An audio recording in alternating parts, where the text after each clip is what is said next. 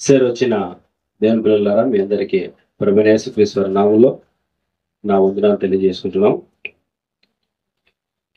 ఈ సమయంలో నాకు ఇవ్వబడిన అంశం పాత నిబంధన కాలంలో క్రీస్తు ప్రత్యక్షతలో అనే ఒక అంశాన్ని మనము ధ్యానించుకుందాం.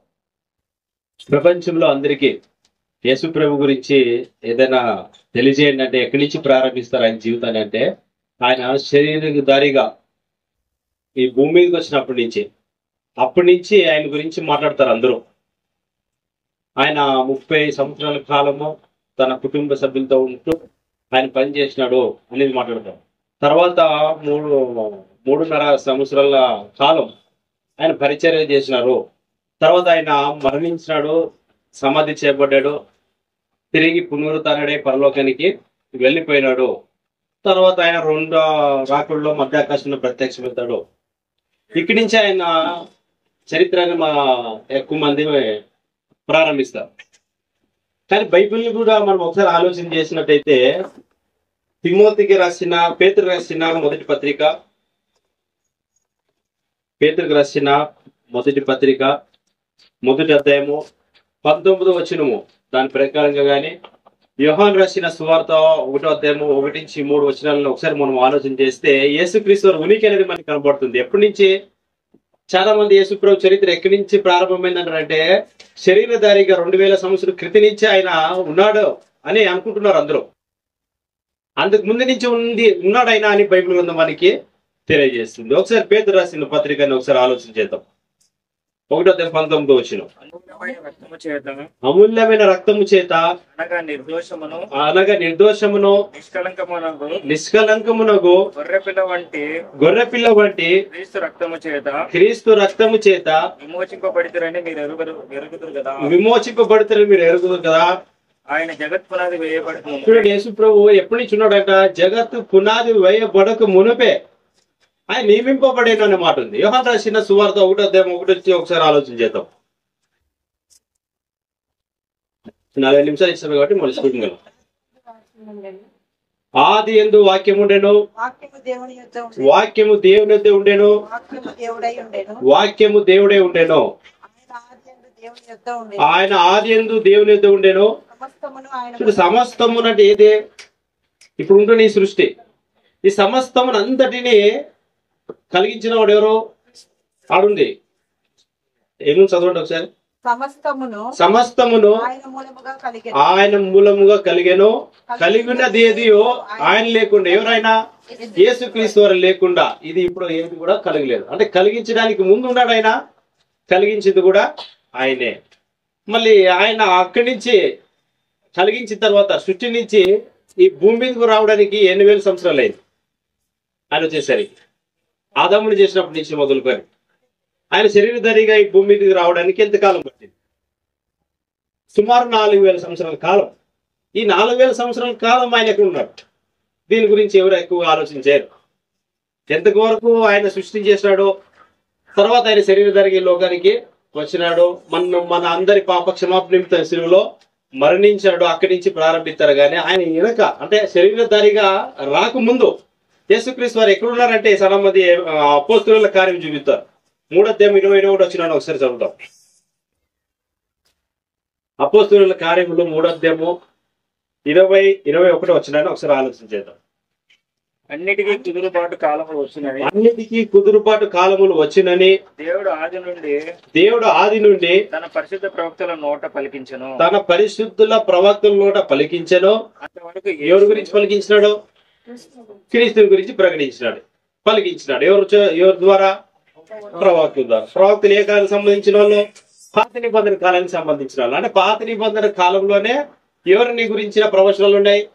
యేసు గురించిన ప్రవచనాలు ఉన్నాయి. ఆయన ఈ లోక శరీరధారిగా రావాలని. మనం వచ్చేంతవరకు ఎక్కడ చూడండి ఒకసారి. అంతవరకు యేసు పరలోక నివాసి. ఎంతవరకు ఉన్నాడంటే ఆయన? అంతవరకు ఎక్కడ ఉన్నాడంటే ఆయన పరలోకంలో ఉన్నాడు.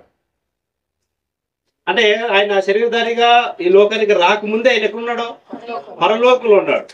ఈ సృష్టి చేయడానికి ముందు కూడా ఆయన ఉన్నాడు, చేసింది ఆయనే. శరీరధారిగా వచ్చేంత వరకు కూడా ఆయన ఎక్కడున్నాడు? పరలోకంలోనే ఉన్నాడు. ఎన్నేళ్ళు ఉన్నాడు? ఆదాముతో నుంచి ఆదాముతో నుంచి ఆయన శరీరధారిగా రావడానికి 4000 సంవత్సరాలు అక్కడే ఉన్నాడా, మళ్ళీ ఏమైనా వచ్చినాడు భూమి మీదకి. అది ఈ రోజు మనం ఆలోచించేద్దాం. దాన్నే పాత నిబంధన కాలంలో క్రీస్తు ప్రత్యక్షతలో అంటారు. ప్రత్యక్షం అంటే ఆయన కనబడడు. ఈ 4000 సంవత్సరాల్లో ఆయన కనబడినాడు. పాత నిబంధన కాలంలో ఆయన ఎట్లా కనపడినాడు అంటే, పాత నిబంధనలో ప్రత్యక్షమైన దేవుడు లేదా ప్రత్యక్షమైన యెహోవా, ఆడంతా తండ్రి కాదు. చాలా మంది ఏమనుకుంటారు అంటే, యెహోవా దేవుడు అంటేనే ఎవరు అనుకుంటున్నారు? తండ్రి మాత్రమే. యెహోవా దేవుడు అంటేనే తండ్రి మాత్రమే అనుకుంటున్నారు. కానీ ప్రత్యక్షమైన యెహోవా దేవుడు పాత నిబంధనలో మనం ఇప్పుడు ఆలోచన చేస్తే ఆయన క్రీస్తు. మీకా గ్రంథం ఒకసారి 5వ అధ్యాయం 2వ వచనం చూద్దాం. మీకా గ్రంథము 5వ అధ్యాయం 2వ వచనంలో క్రీస్తుని గురించిన ఒక ప్రవచనం అక్కడ ఉంది.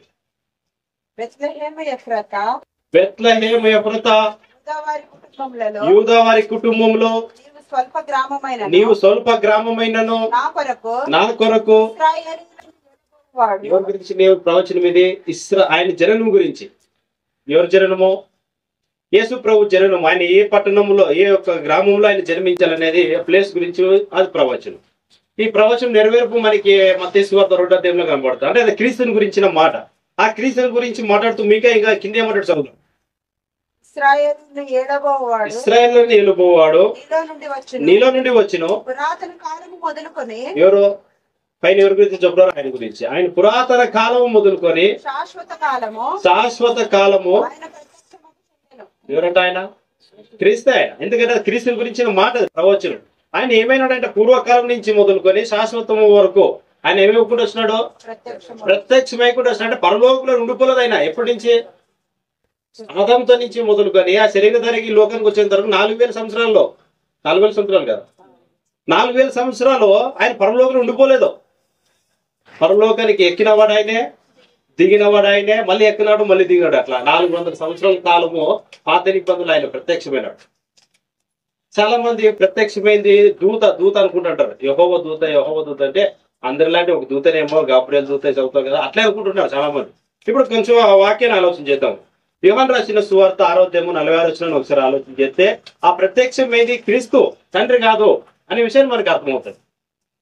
ఈ వచనం కొన్ని ఆధారం చేసుకుందాం. ఈ పాఠానికి ఆధారం వచ్చినది ఇవన్నీ. యోహాను రాసిన సువార్త 6వ అధ్యాయం 46వ వచనం. దేవుని వద్ద నుండి వచ్చినవాడు ఎవరు? యేసుక్రీస్తు. వచ్చిన వారు తప్ప మరి ఎవడునో తండ్రిని చూచి ఉండలేదు. ఎవరు కూడా, యేసు ప్రభు తప్ప ఎవరు కూడా ఏం చేయలేదంటే తండ్రిని చూసి. ఎవరంటే ఎవరు? మనుషులే. అంటే ఆదాం నుంచి మొదలుకొని ఇప్పటి వరకు కూడా ఎవరిని చూడలేదు? దేవుణ్ణి చూడలేదు. అంటే తండ్రి అనే దేవుణ్ణి ఎవరు కూడా చూడలేదని. చూసింది ఎవరండి? యోహాను చెప్తున్నాడు, యేసుక్రీస్తు వారే అని చెప్తున్నాడు. ఇంకో వచనం చూద్దాం. అదే యోహాను రాసిన 1వ అధ్యాయం 18వ వచనం.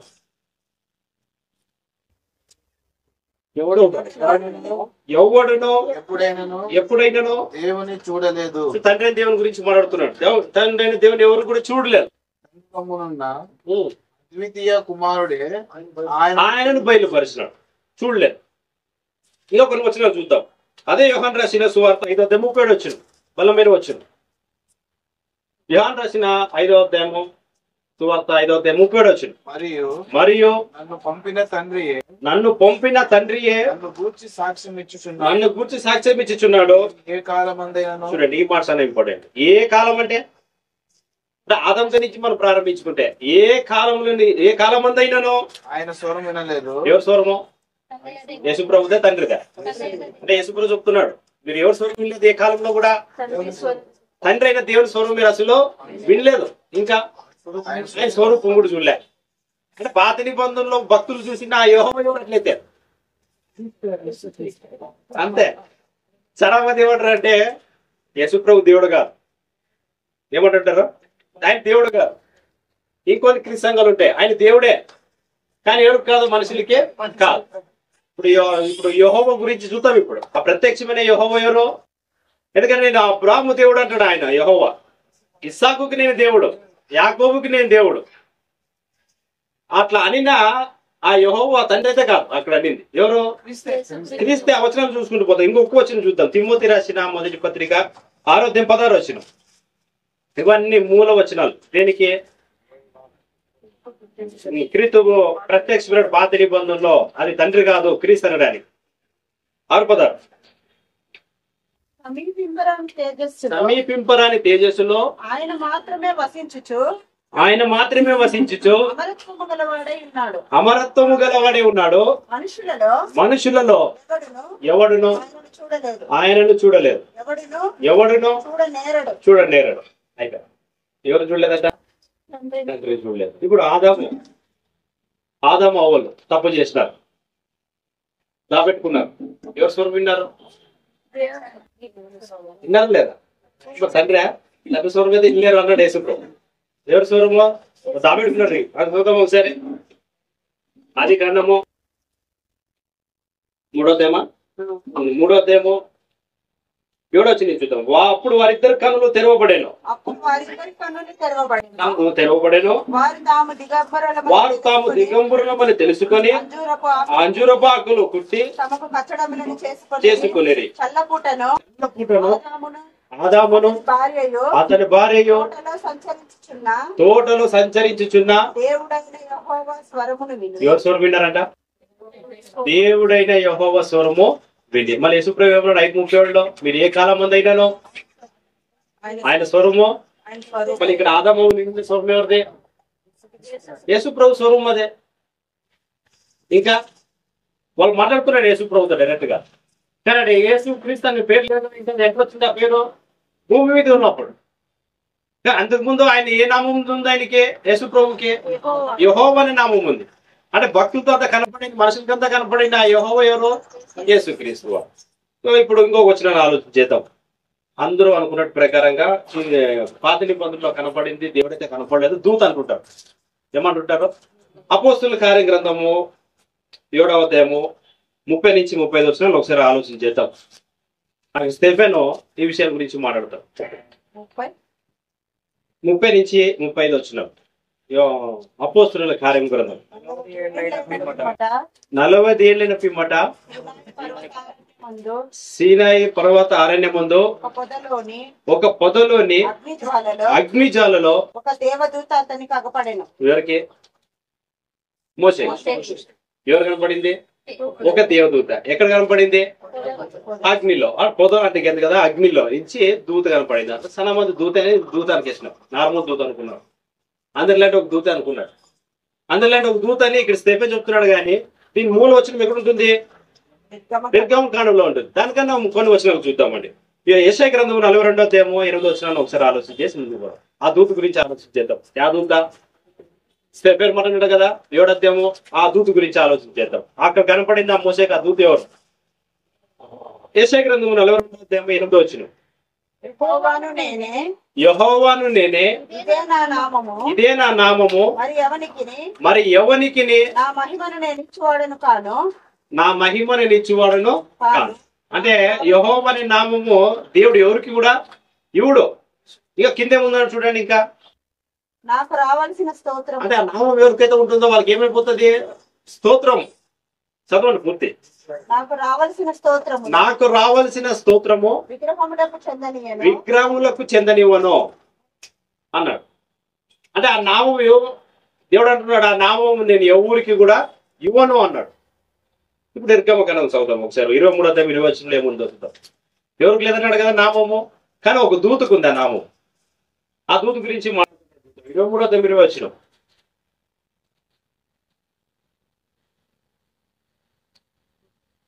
నిర్గమకాండము 23వ అధ్యాయం 20వ వచనంలో మోసేతో మాట్లాడుతూ ఏమని అడుగుతాం? ఇశ్రాయేలు ప్రయాణంలో ఏం జరుగుతుంది? చదవండి. ఎంతసేపు? 23:20. నిన్ను కాపాడి తెలుసు. ఇదిగో త్రోవలో నిన్ను కాపాడి నేను సిద్ధపరిచిన చోటుకు నిన్ను రప్పించుటకు ఒక దూతని నీకు ముందుగా పంపుచున్నాను అన్నాడు. ఆ దూత ఎవరు? చూస్తాడు కింద. ఆయన సన్నిధిని జాగ్రత్తగా నుండి ఆయన అంటే దూత మాట నువ్వు వినవలెను. ఆయన కోపం రేపవద్దు, నీ అతిక్రమములను. అంత శక్తి ఉందా దూతకి? నార్మల్ దూత అయితే పాపం క్షమించగలదా? కానీ ఈ దూత గురించి మాట్లాడుతూ నీ పాపాలు కూడా క్షమించుతుంది లేదా శిక్షించగలదు అని మాట్లాడుతున్నాడు. ఇంకా నా నామము నా నామము ఆయనకున్నది. ఎవరికుందట? దూతకి. ఏ నామం ఉందట్లేదా దూతకి? యెహోవా అనే నామం ఉంది. మన యెషయా ఏమన్నా 42:8 నా నామం ఎవరికి కూడా నేను ఇవ్వను అన్నాడు. మన దూతకు వచ్చింది కదా. ఎవరా దూత? ఆ దూత సహోదరులు అన్నట్టుగా దేవుడే, యెహోవా దేవుడు. ఆ వచనంలో ఒకసారి మనం చూద్దాం. ఇప్పుడు నిర్గమకాండం 3వ అధ్యాయం కొద్దాం. అపోస్తుల కార్యం 7లో చదువుతాం కదా, 30 నుంచి 35 వచనంలో ఒక దూత కనపడింది అంటున్నాడు చెప్పాను ఎవరికి? మోసేకి. దాని గురించి నా పూర్తి వివరణ 3వ అధ్యాయం 1 నుంచి చదువుకుని పోదాం. మోసే మిద్యాను యాజకుడైన మామ మందను మేపుచు ఆ మందను అరణ్యం అవతలకు తోలుకొని దేవుని పర్వతమైన హోరేబుకు వచ్చెను. ఒక పొద నడిమిని అగ్ని జ్వాలలో యెహోవా దూత అతనికి ప్రత్యక్షమాయెను. అతడు చూచినప్పుడు అగ్ని వలన ఆ పొద మండుచుండెను, కానీ పొద కాలిపోలేదు. అప్పుడు మోసే ఆ పొద ఎలా కాలిపోలేదో నేను ఆ తట్టు వెళ్లి ఈ గొప్ప వింత చూచెదను అనుకోనేను. దానిని చూచుటకు అతడు ఆ తట్టు వచ్చుట యెహోవా చూచెను అన్నమాట. దూతగా చూడాల్సిందే, అవునా కదా? అంటే ఆ దూత ఎవరు? యెహోవా. ఇంకా చూడండి, ఆ దూత ఏమంటుందంట? వచ్చుట యెహోవా చూచెను, దేవుడు ఆ పొదలో నుండి అని మాట ఉంది. మరలా ఏమనుంది అంటే ఆ పొదలో ఉండింది దూతనా లేకపోతే దేవుడా? దేవుడే. ఎవరు? ఆ దేవుడి పేరు ఏముంది అక్కడ? యెహోవా. ఇంకా అప్పటి వరకు చెప్పిన పేరు చెప్తాడు. చూడండి ఇంకేమంటుంటే, ఇప్పుడు కనపడింది ప్రత్యక్షమైందని ఉంది కదా అక్కడ 3:2 వచనంలో. యెహోవా దూత అతనికి ప్రత్యక్షమై, తండ్రి అయితే ప్రత్యక్షం కాలేడు. ప్రత్యక్షమైన ఆ దూత ఏమంటుందంట? యెహోవా నేను అంటుంది. ఇంకేమంటుంది? ఆ పొదలోంచి దేవుడు మాట్లాడుతున్నాడు. నీకు చెవులు పరిశుద్ధమైన స్థలం మాట్లాడు. చూడండి ఇంకా దూత ఏం మాట్లాడుతుందంటే 6వ వచనం, మరి ఆయన నేను నీ తండ్రి దేవుడను అన్నాడు. దూత అయితే నార్మల్ దూత అయితే దేవుడు అంటదా? అనలేదు కదా. నార్మల్ దూత అయితే దేవుడు అని చెప్పుకోలేదు. కానీ దూత చెప్పుకుంటుందంటే ఆ దూత ఎవరో? యేసుప్రభువే. ఎందుకంటే ప్రత్యక్షమైంది. తండ్రి అయితే ప్రత్యక్షం కాలేడు. ఆ యేసుప్రభు ప్రత్యక్షమై నేను అబ్రాహాము దేవుడు అన్నాడు, ఇస్సాకు దేవుడు, యాకోబు దేవుడు. మనోళ్ళు అయితే మనకు కాదు. అంతేగా మనోళ్ళు ఏమంటారు? యేసుప్రభు మనకి దేవుడు కాదు, ఆయన పితరుల దేవుడు. పాత నిబంధన కాలంలో మనకు కాదు అన్ని అంటుంటారు.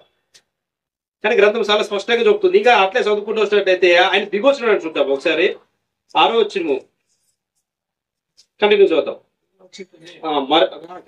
నేను తండ్రి దేవుడను, అబ్రాహాము దేవుడను, ఇస్సాకు దేవుడను, యాకోబు దేవుడను అని చెప్పగా మోసే తన ముఖమును కప్పుకొని దేవుని వైపు చూడ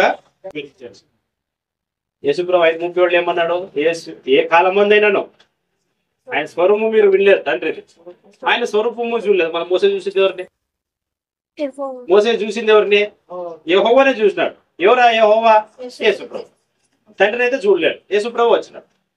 ఇంకా మాట్లాడుతూ ఇంకొక మాట దిగి వచ్చినాడు అంటున్నాడు. 8వ వచనం, కాబట్టి ఐగుప్తుల చేతిలో నుండి వారిని విడిపించుటకు ఆ దేశంలో నుండి విశాలమైన మంచి దేశంలో కనగా కానానీయులకు, ఇత్తీయులకు, అమరీయులకు, పెరిజ్జీయులకు, ఇవీయులకు, మోబిసీయులకు నివాస స్థానమై పాలు తేనెలు ప్రవహించు దేశంలోకి వారిని నడిపించుటకు దిగొచ్చినాడు. దిగొచ్చిన దేవుడు యేసు. తండ్రి దిగలేడు, ఆయన రాలేదు ఎప్పుడు కూడా. ఆయన దిగొచ్చినాడు. దిగొచ్చి ఆ మోసేతో మాట్లాడుతూ నేను మీ పితరుల దేవుణ్ణి.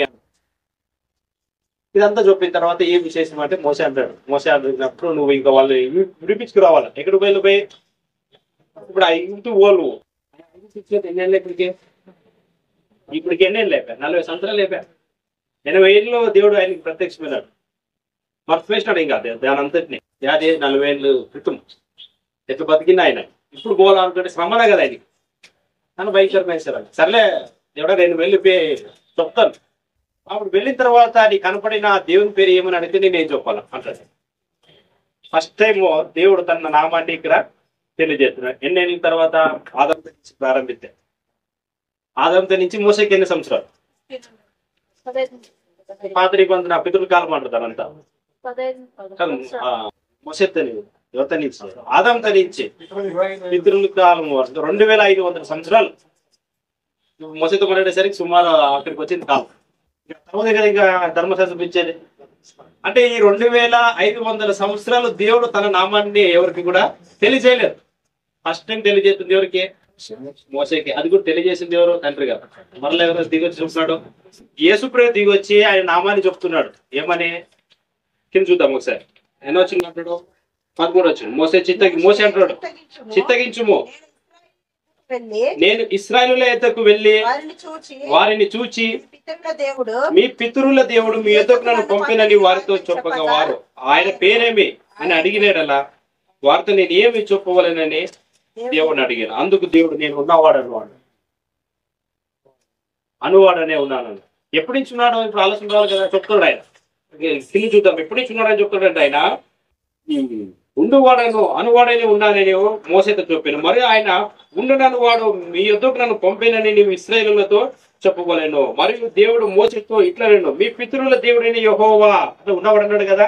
అనగా కింద చెప్తాడు. అనగా ఎప్పటి నుంచి? అబ్రాహం చరిత్రతో వాళ్ళకి అప్పుడు లాంగ్ అయిపోయారు. అంటే అబ్రాహం కాలం నుంచి ఉన్నాడా?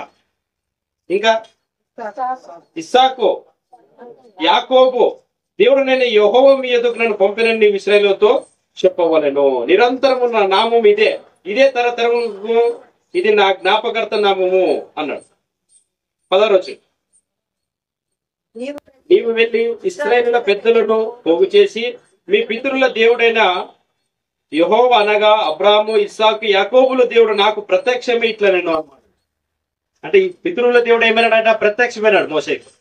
మరలా ప్రత్యక్షమైంది ఎవరు?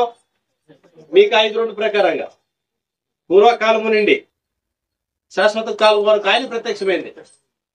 ప్రత్యక్షమైన అంటే తండ్రి ప్రత్యక్షం కాలేడు కదా. క్రీస్తు ప్రత్యక్షమే ఏమన్నాడు అంటే నేను పితరుల దేవుణ్ణి అన్నాడు. ఇంకా 4వ అధ్యాయం 3 వచ్చి చూద్దాం. అంటే ఇప్పుడు మనకు అర్థమైపోయాయి. ఇంకా ప్రత్యక్షమైన యెహోవా ఎవరైనా అర్థమవుతుంది మనకి. యేసుక్రీస్తు వారి అనే విషయం మనకు అర్థమవుతుంది. 6వ అధ్యాయం 2 వచ్చింది. అదే నిర్గమకాండము 6వ అధ్యాయము 2 వచ్చింది. మరి దేవుడు మోసేతో ఇట్లా నేనే యెహోవాను, నేను సర్వశక్తి గల దేవుడను పేరున అబ్రాహాము, ఇస్సాకు, యాకోబుకు ప్రత్యక్షమైతిని గాని యెహోవా అను నామము వాళ్ళకి తెలియలేదు. ఇంకా అప్పుడు ఫస్ట్ టైం యెహోవా నామము ఎవరు చెప్తాడు? ఆయన మోసేకి చెప్తాడు. మళ్ళీ అంతకు ముందు బతుకుతే ఎట్లా ప్రత్యక్షం మాట్లాడినారంట? ఏ నామం మీద ఆయన వచ్చినాడు? క్రీస్తు నామం కదా. అక్కడ చూడండి ఏముంది? సర్వశక్తి గల దేవుడు అని వాళ్ళతో మాట్లాడినాడు. ఎవరు? యేసు పేరు లేదు కదా. ఇంకా మోసటి చెప్తున్నాడు. మరి అంతకుముందు ఎట్లా మాట్లాడాడు? ఆయన సర్వశక్తి గల మాట్లాడితే చాలు. ఆయన కనపడితే ఏమన్నాడు? ఒకసారి పదపడితే అబ్రాహాం దగ్గర పోదాం అన్నాడు కదా. అబ్రాహాం, ఇస్సాకు, యాకోబులకు సర్వశక్తి గల దేవుడి నామమున నేను వాళ్ళకి ప్రత్యక్షమైంది అన్నాడు. అబ్రాహాము 99 ఏళ్ల వాడైనప్పుడు 9 ఏళ్ళు అయిన వాడైనప్పుడు యెహోవా అతనికి ప్రత్యక్షమై అప్పుడు తెలియదు ఇంకా అబ్రాహాంకి యెహోవా అని నామం ప్రత్యక్షమై ఎట్లయినాడు అని చూడండి. ఏమని చెప్తున్నాడు ఆయన? సర్వశక్తి గల దేవుడు అని చెప్తున్నాడు. తర్వాత ఇస్సాకి కూడా అదే నామమే. యాకోబు గురించి ఇవన్నీ వచ్చిన టైం లేదు కానీ 17, 18 వచనాలంతా చదివితే అక్కడ ప్రత్యక్షమైన యెహోవా యేసుక్రీస్తు అనే విషయం మనకి స్పష్టంగా అర్థమవుతుంది. యాకోబు దగ్గరకు వద్దాం ఒకసారి. యాకోబు దగ్గరకు వచ్చి 35వ అధ్యాయం 11 నుంచి 13 వచ్చినాం. ఆదికాండము 35వ అధ్యాయము 11 నుంచి 13. సర్వశక్తి గల దేవుడు అంటారు.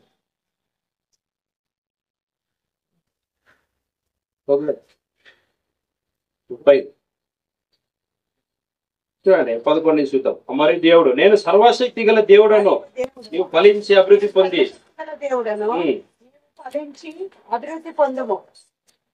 అంటే వాళ్ళకి సంతానంతా ఇచ్చిందంతా ఎవరు? ఆ దేవుడు యేసుప్రభు. అబ్రాహాంతో మాట్లాడుతాడు 17వ అధ్యాయము 18వ అధ్యాయంలో అంతా మనం చదివితే నవ్విందంట. ఎవరు? సారా. ఎవరిని చూసి నవ్వింది? ఆయన మాట్లాడుతుంటే మాట్లాడుతుంటే ప్రత్యక్షమైనప్పుడు కదా మాట్లాడుతున్నప్పుడు మళ్ళా నేను వస్తాను అంటాడు. ఆయన అక్కడికి పరమూలంకి వెళ్ళిపోయినాడు అంటాడు. అంటే పరమూలంకి వెళ్ళిపోయేది వచ్చేది ఎవరు? బరే యేసుప్రభే. అంటే ఆయన వాగ్దానం చేసింది కూడా యేసుప్రభే. ఎవరిని ఇస్తానండి? నీ సంతానం ఇస్తారండి, ఈ సంతానం అభివృద్ధి చేస్తారండి. ఇశ్రాయేలు అంతా అభివృద్ధి చేసింది యేసుప్రభే. మరలా వాళ్ళ కాలానికి నడిపించడానికి మళ్ళీ దిగి వచ్చింది కూడా ప్రభువైన యేసుక్రీస్తు. ఏ నామంతో వచ్చినప్పుడు యెహోవా అనే నామంతో వచ్చాడు. అంతకు ముందు పితరులకి సర్వశక్తి గల అనే నామం మీద ఆయన వచ్చాడు. 32వ అధ్యాయం చదువుతాం ఒకసారి. యాకోబు ఇంకా ఏం చేస్తాడు దేవునితో అనేది విషయం. 32వ అధ్యాయము 22 నుంచి 30 వర్షాలు మనం చదివినట్టయితే, ఆ రాత్రి అతడు లేచి తన ఇద్దరు భార్యలను, తన ఇద్దరు దాసులను, తన 11 మంది పిల్లలను తీసుకొని యబ్బోకు రేవు దాటిపోయాను. యాకోబు వారిని తీసుకొని ఆ ఏరు దాటించి తనకు కలిగినంతయు పంపివేశాను. యాకోబు ఒకడు మిగిలిపోయాను. ఒక నరుడు అనమాట. ఏం చేసినట్టు నరుడు? తెలుగులాట. ఎవరి దగ్గర? యాకోబు దగ్గర. ఏమని? నువ్వు నన్ను ఆశీర్వదించాలి, నేను ఆశీర్వదిస్తే నేను పోనిస్తాను అంటాడు. అట్లా తర్వాత ఇంకా అంశాలన్నింటినీ చూసిన తర్వాత 18వ వచ్చిండు, 28వ వచ్చిండు. అప్పుడు ఆయన నీవు దేవునితోనూ మనుషులతోనూ పోరాడి గెలిచి. అంటే ఆ నరుడు ఎవరైనా అర్థమైంది. ఇప్పుడు దేవుడితో ఎవరైనా పోరాడతాడా? అని యాకోబు పోరాడతాడు. ఈ వచనాలన్నింటినీ కూడా ఆలోచన చేసిన తర్వాత మనకి ఏమర్థమవుతుందంటే ఆ ప్రత్యక్షమైన యెహోవా ఎవరో యేసుక్రీస్తు. ఇంకా వచనం చదువుకోండి. 28వ అధ్యాయము, అదే ఆది కాండము 28వ అధ్యాయము 12, 13, అలాగే 20 నుంచి 20 వచనాలు. ఆది కాండము 31 అధ్యాయము 11 నుంచి 13. ఇవన్నీ వచనాలు ఆలోచన చేసిన తర్వాత యాకోబుకి దూత తోడుగా ఉన్నాడు. వచనాలు కనబడుతుంది. దూత ఆయనకి ఏమైనాడో తోడుగా ఉన్నాడు. ఆ దూత గురించి ఆయన ఆది కాండం 48వ అధ్యాయంలో ఏమన్నాడు చూద్దాం. ఆది కాండము 48వ అధ్యాయము 3 వచనం చూసి తర్వాత 15, 16 వచనం చూద్దాం. ఆది కాండము 48వ అధ్యాయం.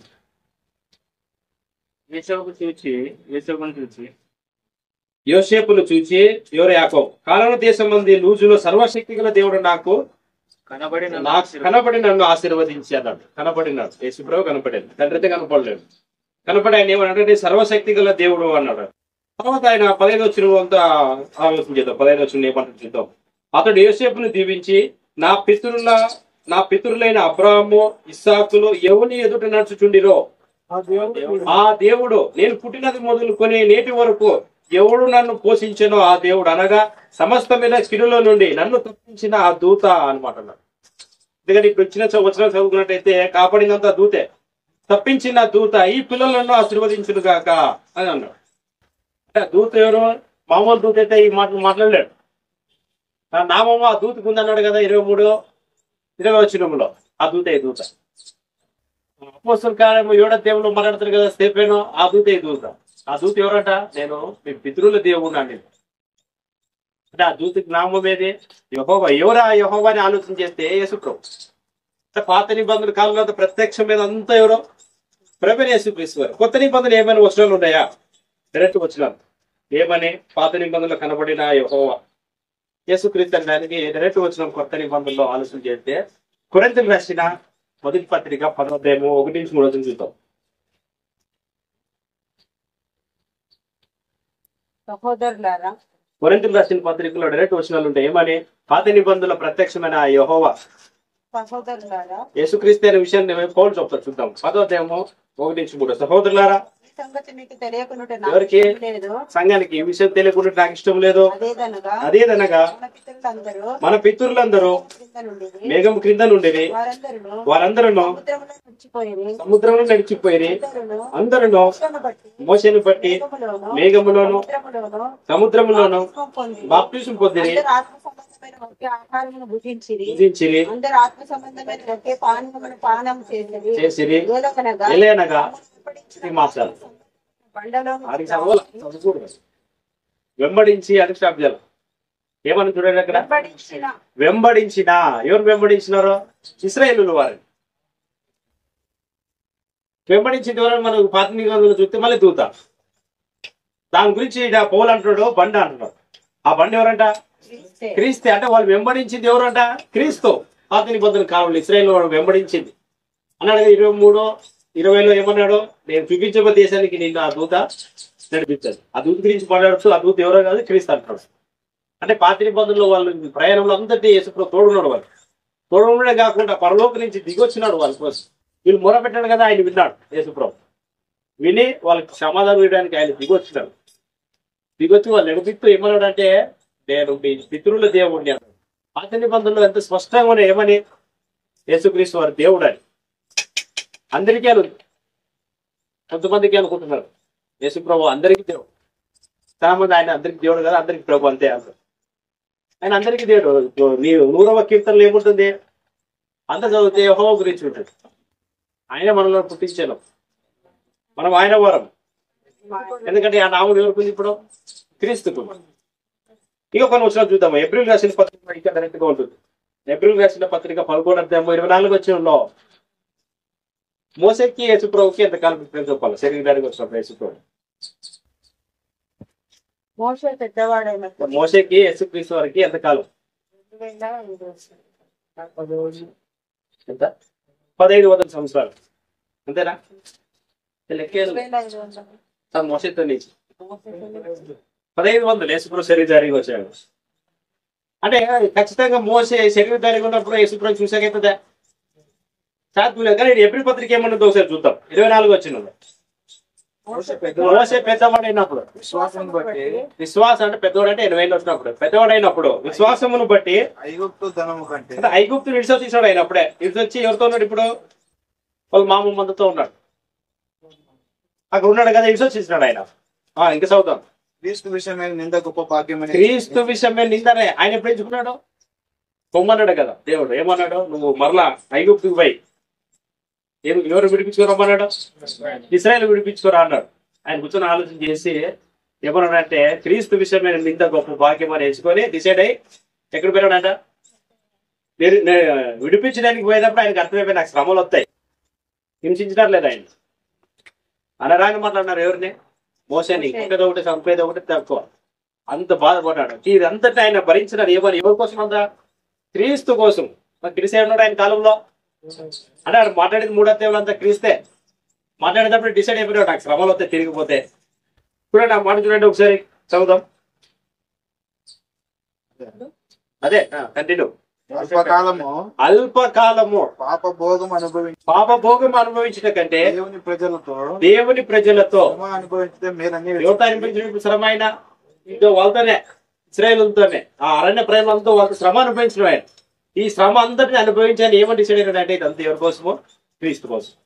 ఆయనగా చెప్పింది పొమ్మని విడిపించుకోరని చెప్పింది ఎవరు? ఆ క్రీస్తే. అందుకే ఆయన డిసైడ్ అయిపోయాడు క్రీస్తు విషయమైన నింద గొప్ప భాగ్యం అనుకున్నాడు. అప్పుడు ఆయనే అనుకున్నాడు. కానీ ఇప్పుడు వచ్చి ఏమంటారు? ఆయన యెహోవా కాదు అంటారు. ఎవరు? యేసు ప్రభు. ఆయన డిక్లేర్ చేసినాడు. ఇంకొక వచ్చిన చూద్దాం. యోహాను రాసిన ఇప్పుడు యేసుప్రభు చెప్తాడు. డైరెక్ట్ గా యేసుప్రభు చెప్తాడు అబ్రాహాము కనపడింది నేనే, వీళ్ళందరూ కనపడింది నేనే అన్న. 8వ అధ్యాయము 51 చూద్దాం ఒకసారి. 8వ అధ్యాయము యోహాను రాసిన సువార్త 8వ అధ్యాయము 51. ఒక్కడు నా మాట గైకొనినాడలా వాడు ఎన్నడనో మరణము పొందడని మీతో నిశ్చయముగా చెప్పుచున్నాను ఉత్తరం చేశాడు యూదుని. నాకు ఇంత కావాలి. వాళ్ళు కోపం వచ్చేసి వచ్చి ఏమన్నారు చూడండి. అందుకు యూదులు నీవు దయ్యం పట్టిన వాడవని ఇప్పుడే ఎరుగుదుము. అబ్రామును ప్రవక్తను చనిపోయి అయినను ఒకడు నా మాట గైకొనినడలా వాడు ఎన్నడను మరణము రుచి చూడడని నీవు చెప్పుచున్నావు. మన తండ్రి అయిన అబ్రాహాము చనిపోయాను కదా, నీవు అతని కంటే గొప్పవాడవా? ప్రవక్తలు కూడా చచ్చిపోయినారు అని అంటున్నాడు. లాస్ట్ గా అన్నాడు ఇదంతా వద్దు, నిన్ను గురించి నువ్వు ఏమనుకుంటున్నావు అని డైరెక్ట్ గా అన్నాడు. ఎవరిని? యేసు ప్రభునే. ఇదంతా వద్దు, నీ గురించి నువ్వు ఏమనుకుంటు చెప్తే ఆయన ఏమన్నాడు చింత చూద్దాం ఒకసారి. 50 వస్తుంది అనుకుంటున్నాడు ఆయన. ఏమన్నాడు సమాధానము? మీ తండ్రి అయిన అబ్రాహాము నా దినము చూతునని మిగులు ఆనందించినాడు. అబ్రాహాం చరిత్ర వచ్చినాడు. అబ్రాహాంకి క్రీస్తుకి ఎన్ని డిఫరెన్స్? ఇప్పుడు మళ్ళా 2000 సంవత్సరాలు. వాళ్ళకి మా అబ్రాహాం చచ్చిపో ఇప్పటికి ఎన్ని సంవత్సరాలు అయినా? 2000 సంవత్సరాలే అయినా. నీ వయసు ఇంకా 50 కూడా లేదు కదా. నువ్వు ఎవరిని చూస్తున్నావు? ఆయన నన్ను చూస్తున్నాడు అంటున్నాడు ఆయన. అది చూసి ఆనందించి ఎక్కడ చూస్తున్నాడు ఆయన? 17వ అధ్యాయము 18వ అధ్యాయము అధికారులు అంతా అబ్రాహాము కనపడి ప్రత్యక్షమైన ఆ దేవుడు ఎవరు? ఇప్పుడు యేసు ప్రభువే. ఆయన అంటున్నాడు. వాళ్ళకి అర్థమైపోయి ఇంకా అంటాడు చూడండి. నేను అబ్రాహాము పుట్టక మునిపే అందుకు యూదులు నీకు ఇంకా 10 సంవత్సరములైన లేవే, నీవు అబ్రాహామును చూచితవని అతనితో చెప్పగా యేసు అబ్రాహాము పుట్టక మునిపే నేను ఉన్నాను అన్నాడు. అదే మాట కదా అడిగింది. నేను ఉన్నవాడను ఉన్నాననే మాట ఇదే సరికి వాళ్ళకి అర్థమైపోయా. ఆయన గురించి ఆయన ఏమని చెప్తున్నాడు అక్కడ? నేను దేవుడు అని చెప్పుకున్నాడు. అంటే యెహోవా నేనని చెప్పుకున్నాడు ఆయన. ఎందుకంటే నేను అబ్రాహాం పుట్టక మునిపే నేను ఉన్నాను అని చెప్పేసరికి రాయి తీసుకొని కొట్టేసిన. అంటే యేసుప్రభు రాయి తీసుకొని కొట్టేది ఎప్పటికీ ఆయన గురించి ఆయన దేవుడు చెప్పుకుంటే సార్ రాయి తీసుకొని కొట్టేది. యేసుప్రభు సిలువకి యేసుప్రభు కూడా అందుకోసమే. మళ్ళీ ఆయన నేను తప్పు ఆయన దేవుడు కాబట్టి దేవుడు చెప్పుకున్నాడు. నేను అందరికీ దేవుడు కాబట్టి అందరికీ దేవుడు. మీ అబ్రాహాం కూడా నేనే దేవుడు అన్నాడు ఆయన పాత్ర. అదే డిక్లేర్ చేసేసినాడు. అబ్రాహాం నన్ను చూసినాడు. ఇంత చదువున్నారా ధర్మశాస్త్రం అంతా? ఇప్పటికి కూడా ఒకవేళ యేసుప్రభు ఉండేసే వీళ్ళు ఉన్నారు కదా మధ్య యేసుప్రభు ఎవరు కాదు అంటారు. ఆయన దేవుడు కాదు మాకు దేవుడు కాదు అంటే సిలువుకి వేసేవాళ్ళే. వాళ్ళు వేసిన తండ్రికి సిలువుకి ఖచ్చితంగా సిలువుకి వేసేవాళ్ళు. అట్లయితే మరి పాత నిబంధన కాలంలో తండ్రి మాటలు లేవా? ఇట్లయితే లేవు. ఎట్లా ప్రత్యక్షమై కనబడి వాళ్ళు స్వరం మాట్లాడినట్టుగా తండ్రి మాటలు ఎక్కడ కూడా లేవు. కానీ ఎట్లుంటే మళ్ళీ ఏప్రిల్ రాసిన పత్రిక చూద్దాం. పాత నిబంధనలు అసలు తండ్రి అయిన దేవుని మాటలు వినే లేవా? ఎట్లుంటాయి ఒకసారి చూద్దాం. ఏప్రిల్ రాసిన పత్రిక 1వ వచ్చిన పూర్వకాలమందు నానా సమయములలో నానా విధములుగాను ప్రవక్తుల ద్వారా దేవుడు తండ్రి దేవుని గురించి మాట్లాడుతున్నాడు. పాత నిబంధనలో తండ్రి దేవుడు మాట్లాడినాడు. ఎట్లా మాట్లాడినాడు అంటే పితరులతో ప్రవక్తుల ద్వారా మాట్లాడినాడు. ఎవరి ద్వారా? ప్రవక్తుల ద్వారా మాట్లాడు. ప్రవక్తుల ద్వారా ఒకవేళ డైరెక్ట్ గా మాట్లాడతాడా? ఏ కాలం మంది అయినానో మరలా మీరు ఆయన స్వరూపం వినలేదు, ఆయన స్వరూపాన్ని కూడా మన ప్రవక్తులు ఎట్లా? ఇప్పుడు యేసుప్రభు అయితే ప్రత్యక్షమే డైరెక్ట్ గా మాట్లాడినాడు పితరులతో. తండ్రి ఎప్పుడు డైరెక్ట్ గా మాట్లాడలేదు. ప్రవక్తులకేమో డైరెక్ట్ గా మాట్లాడాలంటే మరలా ప్రవక్తులు డైరెక్ట్ మాట్లాడుకోకుండా ఎత్తుమాడంటే పేతురు రాసిన 2వ పత్రికలో 1వ వచ్చినము ఒకడు తన ఊహను బట్టి చెప్పుట వలన లేఖనం ప్రవచనము పుట్టలేదని మొదట మీరు గ్రహించుకోవాలంటారు. ఎలానగా చదవండి ఒకసారి. ఎలానగా ప్రవచనము ఎప్పుడునో మనుషుని ఇచ్చను బట్టి కలగలేదు గాని మనుషులు పరిశుద్ధాత్మ వలన ప్రేరేపింపబడిన వారే. అంటే దేవుడు ఎట్లా మాట్లాడినాడంట? పితరుల ద్వారా ప్రవక్తుల ద్వారా మాట్లాడినాడు. ఆ ప్రవక్తుల ద్వారా ఎట్లా మాట్లాడినాడంట? పరిశుద్ధాత్మ ద్వారా. మనం ఏ కాలం అనేది కూడా డైరెక్ట్ గా ఆయన స్వరూపం వినలేదు, ఆయన స్వరూపాన్ని కూడా చూడలేదు. ఆయన ఎప్పుడు కూడా భూమి మీదకి దిగి రాలేదు. మన పాత నిబంధనలో దిగి వచ్చిన యెహోవా యేసుప్రభు ఇవన్నీ వచ్చినాలు ఉంటాయి. ఇంకా యేసుప్రభు కూడా అంటాడు తండ్రి ఏమంటాడు ఆయన లూకాసు వార్తలో తండ్రి మాటలు ఉన్నాయి పాత నిబంధన కాలంలో. అది యేసుప్రభు చెప్తున్నాడు. ఇక్కడ అన్నాడు లూకాసు వార్త 24:44 నుంచి 46 వచనంలో ఏముంటదంటే గ్రంథపు చుట్టూ నా గురించి ఉన్నాయి అంటాడు ఆయన. అప్పుడు వారు లేఖనములు గ్రహించినట్లు ఆయన మనసు తెరిచి అంటే మోసే ధర్మశాస్త్రంలోను కీర్తనలోను ప్రవక్తల గ్రంథంలోను నన్ను గురించి ఉన్నాయి. అంటే ఈయన గురించి రాయించింది ఎవరు? తండ్రి అయిన దేవుడు. దాన్ని ఏప్రిల్ రాసిన పత్రికలో 10వ వచనంలో యేసుప్రభు అంటాడు తండ్రి నీ చిత్తం నెరవేర్చటకు అంటే గ్రంథం చుట్టూలో నా గురించి ఏదైతే నువ్వు రాయిస్తున్నావో దాన్ని నెరవేర్చడానికి నేను అంటే పాత నిబంధనలు తండ్రి మాటలు ఉన్నాయి, తండ్రి చిత్తం ఉంది. కానీ ఎప్పుడు కూడా పాత నిబంధన కాలంలో ఆయన యెహోవాగా ప్రత్యక్షమై మాట్లాడలేదు. పాత నిబంధన కాలంలో యెహోవాగా ప్రత్యక్షమై మాట్లాడిందంతా ఎవరు? ఎందుకంటే మీకు 5 రోజులు చెప్పేసి ఆయన ప్రత్యక్షమైనాడు. యేసుప్రభు కూడా ఏ కాలంలో కూడా ఆయన మీరు చూడలేదు. నేనే చూసాను ఆయన. నేను ఆయన బయలుపరిచేటప్పుడు ఇప్పుడు నేను వచ్చినాను. ఏ నన్ను కూడా ఆయన చూడలేదు. అంటే ఆరంభించే పని మోసే వరకు తర్వాత ఉన్న భక్తులందరికీ ప్రత్యక్షమై మాట్లాడిన ఆ దేవుడైన యెహోవా ప్రభువైన యేసుక్రీస్తు. ఇది ఈ రోజు మనం చెప్పుకోవాల్సిన విషయం. ఇంత టైం అయిపోయింది. అందరికీ ఉన్నారు.